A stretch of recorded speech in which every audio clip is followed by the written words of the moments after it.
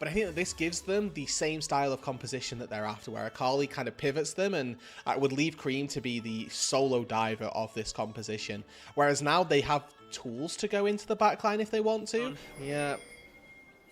I mean, Kanavi knows that Monkey's flash is still down, so they could look for an easy collapse. Chris doesn't land the Abyssal Dive as Monkey finds a way to EQ back to safety over the Krugs wall, but he is now way too low to contest those Raptors by himself. Kanavi going to force the issue here. Vampire flash over the wall with the dredge line. Kanavi now forced to flash. Karis is going to get the first Roman down. Shockwave from Karis scoops him back up, and it's first blood going over to Taeyoon's Corki, and Chris will fall as well. Karis getting a little bit of gold for himself. Too much time on this objective. He forced to give up the push on this wave. Yeah. And he's not even going to get the souls from the dragon either, so only loses out on 1 creep of XP. But what you love for Senna is being around jungle camps when they die, or neutral objectives when they die. Neutral objectives give 2 souls, the camps give 1 soul guaranteed. I would trust 369 to play the Jace matchup, and WE just answering with a tank to make sure that they'll have some primary engage regardless of how the rest of the draft played out. Well, thankfully, Rude, they've got many ways to engage, so you know the engage is plenty in supply, and I don't think Top Esports nowhere near the grubs. It's gonna be all 3 going over to the hands of WE, and the best that Kanavi can do is just try and continue getting camps for himself. I think he will be able to take the majority of this bot side jungle. In fairness, the red buff's up, the Krugs are up as well, so this could be a pretty big boost for Kanavi in terms of that experience, and you know, the CS is now neutralized, might just eat into the advantage. Looks like Monkey will at least be able to find his Krug, since Kanavi does not have enough time to go for all 3 camps. Lilting Lullaby right onto the Ornn, and nice use of the Bellows Breath to cancel out the sleep, flashing over now, repositioning. Oh, it's a big whiff, field goal in the middle, but Kanavi still might be in trouble, but just not enough damage from Monkey and Cube, as Cream is able to step up huge and provide the Between the Worlds for the turnaround. We step up, maintain control of this banana brush. Chris gets a quick tongue lash in, licks up Monkey. And Karis now stepping up. Vampire going forward, forcing Kanavi out, and Chris doesn't get to do anything. Great snag into the shockwave right on the Jackie Love. Tries to flash away, but the Cataclysm locks him down. Kanavi, can he turn around this fight alongside Cream? 369 has joined the fray as well. Monkey's still alive. Does he have enough for another EQ? No, not quite, but Taeyoon has enough damage in the tank to take out 369. Now Cube is also here. Cream forced out of the fight, but I don't think any team is going to get the dragon anytime soon. A 4v5 that WE came out evenly in. You know what? After the performance of the Leona in Game 3, I love that Vampire's able to step right back up to the plate and answer with probably one of his greatest plays I've ever seen. Available for 369. Could see Top Esports just give this, and could see WE look to try and leverage that TP.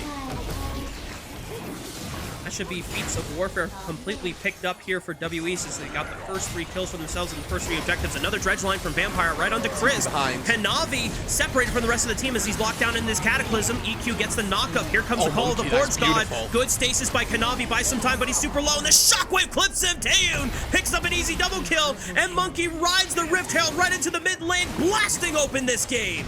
This series has been about the junglers. Game 3 we had a deterioration, and it was our bot laners that were the highlight. But this time round, we're right back in there. Monkey on the Jarvan this time with a massive team fight.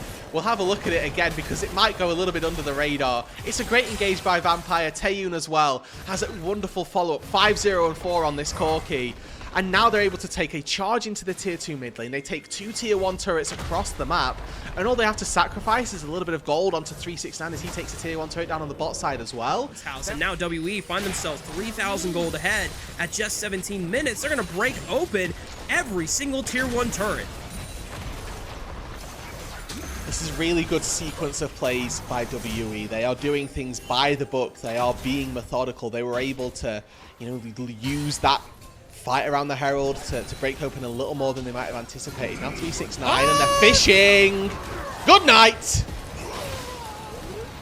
Well, Rude, if you've never seen Bambi, I'm letting you know right now, that is exactly what happens at the beginning of the movie. The deer gets shot down, and WE are going to claim a second one on the catfish, aka Tom Kench himself. We said before, after the Game 3, Vampire says, all right, you know what?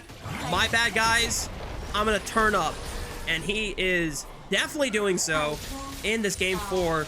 So invaluable. Straight down on bot side off of one wave, whilst we're seeing Monkey take the dragon as well. And Karis is playing at such a nice range that he can poke out 369, is never in threat of being engaged upon. And if we look back at the compositions as well, we were talking about this top esports composition as that poke comp. If Cube dies here, as long as they can get the Otacon, WE do not care. Vampire is going to step on forward, force using the death charge. Now Kanavi goes in, Q onto 2 people for the Lilting Lullaby, but he gets popped. Cube finds a massive knockup, stalls out the fight. There goes Monkey with the Cataclysm, locking down 369 and Cream. Even though he's the most fed member on his team, he just can't do enough to lift his team out of the grave that WE are digging. Slamming on the acceleration pedal for themselves. Cube gonna find 369 trying to siege up onto this tier 2 turret. Already used Call of the Forge God. A lot of damage coming out from this Ornn, because 369 unfortunately is just too far behind. It's just gonna be a solo kill at this point, and 369 doesn't even get a chance to take out the turret. Meanwhile, back on the cross map, WE just blinked out 2 more members on the side of top esports. Kanavi falls next. Cream is the only survivor. Hell, WE, how much can they get off this push? I mean, Mark, it could very well be a breaking open of the Nexus. It could just be the inhibitor turrets falling. But it sounds and it's hearing a lot like we're heading toward that game number 5. A solo kill for Cube as he is down 1,300 gold at the minute. And that would have been even more before that kill came through. WE find a massive fight on the top side as well. This is the series that people were hoping for. This is WE putting top esports right to the very edge. Both of these teams have now given us a stomper piece, and honestly, WE, they're looking to give us a second. Drew Split 2 has improved slightly, but not nearly been that same level, and now Cream caught. Death charge canceled by the Devour. Cream able to use the Between the World to get out, but Chris gets stunned on the way out with the Abyssal Dive, so he falls. At least he can take solace in saving his carry, but force it down with hammers. Cube just gonna buy space with the Call of the Forge God here. The first Nexus turret is taken out. Monkey going forward. Cataclysm forces the flash out of 369. Kanavi doesn't get a chance to pop another hook onto Jackie Love. It's too late. Jackie Love, 369 and Cream are not gonna be able to do enough here. WE might have overextended now. Chris is back up on the map. WE lost Vampire in the fight. Monkey goes back in, tries to look for the re-engage, but they have to respect the range that top esports can play with.